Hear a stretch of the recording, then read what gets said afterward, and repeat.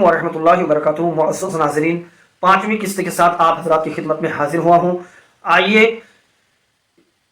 سلسلے گفتگو کو جوڑتے ہیں اور سیدتنا ام المؤمنین حضرت خدیجہ الکبریٰ رضی اللہ تعالی عنہا کی تعلق سے کچھ باتیں اور سماعت فرمائیں. جیسا کہ میں نے چوتھی قسط میں ذکر کیا تھا کہ حضور اکرم صلی اللہ علیہ وسلم کے آپ نے قدم قدم ساتھ نبھایا اور آپ نے حوصلہ افزائی فرمائی حضور کی اور حضور کی ہمت بدھائی بھی فرمائی. اسی سلسلے میں ابتدائے وحی کے موقع پر آپ رضی اللہ تعالی عنہ کے اعلیٰ کردار کی جھلک نمایاں طور پر دیکھی جا سکتی ہے. حضرت سیدنا علامہ محمد بن اسحاق مدنی رحمۃ اللہ علیہ فرماتے ہیں کہ سید عالم نور مجسم صلی اللہ علیہ وسلم جب بھی کفار کی جانب سے اپنا رد اور تکذیب وغیرہ کی کوئی ناپسندیدہ بات سن کر غمگین ہو جاتے، اس کے بعد آپ صلی اللہ تعالی علیہ وسلم ام المومنین حضرت خدیجہ الکبریٰ رضی اللہ تعالی عنہا کے پاس تشریف لاتے تو ان کے باعث حضور اکرم صلی اللہ علیہ وسلم کی وہ رنج و غم کی کیفیت دور ہو جاتی تھی، کیونکہ حضور صلی اللہ تعالی علیہ وسلم کو حضرت خدیجہ الکبریٰ رضی اللہ تعالی عنہا اتنی چاہتی تھی اور اتنی محبت فرماتی تھی. سے بے کساں وہ انیس غم منہ سے بے کساں، وہ سکون دل مالک ان سجاں، وہ سکون دل مالک ان سجاں، وہ شریک حیات شہ لامکاں، سیما پہلی ماں کہف امن و اما، حق گزار رفاقت پہ لاکھوں سلام، صلی اللہ علی محمد صلی اللہ علیہ وسلم.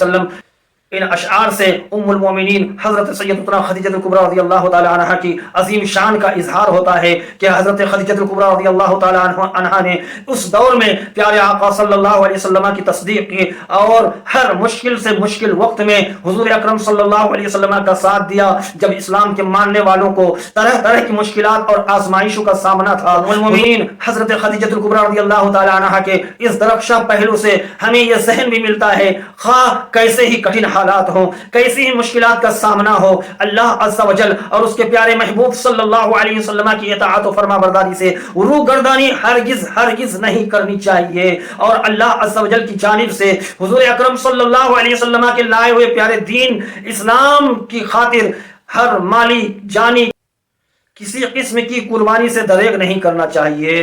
آئیے کچھ اور باتیں سماعت کرتے ہیں تفصیل کے ساتھ. حضرت سیدتنا خدیجہ الکبریٰ رضی اللہ تعالی عنہا قریش کی ایک باہمت، بلند حوصلہ اور زیرک خاتون تھی. اللہ عز و جل نے آپ کو بہت بہترین اوصاف سے نوازا تھا، جن کی بدولت ام المومنین خدیجہ الکبریٰ رضی اللہ تعالی عنہا جاہلیت کے دور شر و فساد میں ہی طاہرہ کے پاکیزہ لقب سے مشہور ہو چکی تھیں.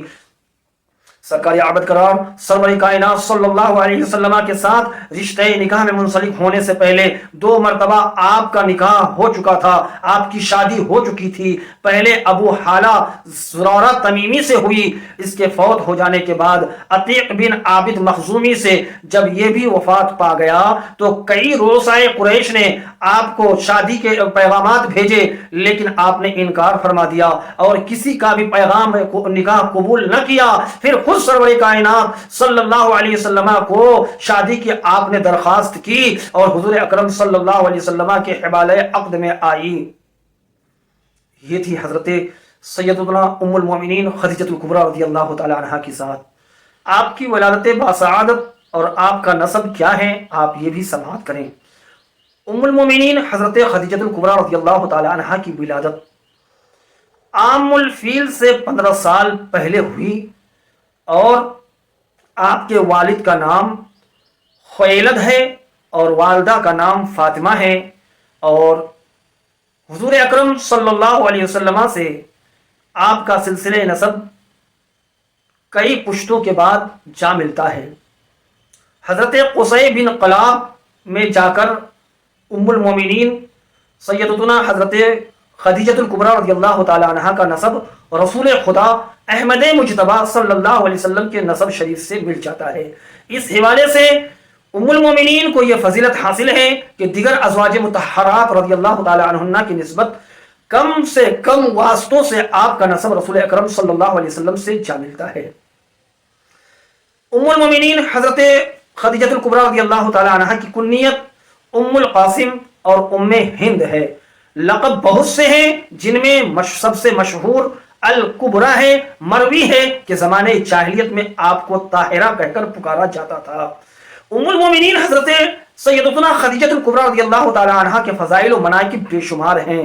सरकार आली औक़ार महबूब गफ़्फ़ार सल्लल्लाहु अलैहि वसल्लम को आप बहुत ही महबूब थी कि जब आपका विसाल हो गया तो प्यारे आका सल्लल्लाहु अलैहि वसल्लम की जब आपका विसाल हो गया तो प्यारे आका सल्लल्लाहु अलैहि वसल्लम कसरत से आपका जिक्र फरमाते।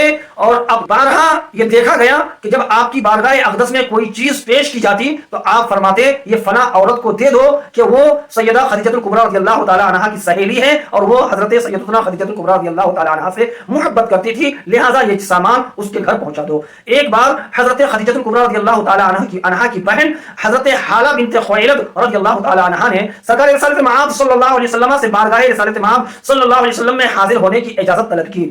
उनकी आवाज हजरत खदीजतुल कुबरा रज़ियल्लाहु ताला अन्हा से बहुत ज्यादा मुशाबहत रखती थी या उनकी आवाज हजरत खदीजतुल कुबरा रज़ियल्लाहु ताला अन्हा की आवाज की मुमासिल थी। इससे हुजूर अकरम सल्लल्लाहु अलैहि वसल्लम को हजरत खदीजा रज़ियल्लाहु ताला अन्हा का इजाजत तलब करना याद आ गया। हुजूर अकरम सल्लल्लाहु अलैहि वसल्लम ने झुरझुरी ली। झुरझुरी कहते हैं, आप जब लुगत और डिक्शनरी में इसका तर्जमा देखेंगे तो ऐसी आवाज के जिसमें इंसान को बुखार लाहिक हो और इंसान कभी की हालत में जो आवाज उसकी जुबान से निकले उसे झुरझुरी लेना कहते हैं। गोया आपने एक ठंडी आह भरी। हुजूर अकरम सल्लल्लाहु अलैहि वसल्लम ने हजरत गिरामी बातें बहुत सारी हैं, उम्मुल मोमिनीन के फजाइल आप समाअत फरमा रहे हैं किस्तवार इंशाअल्लाह। अभी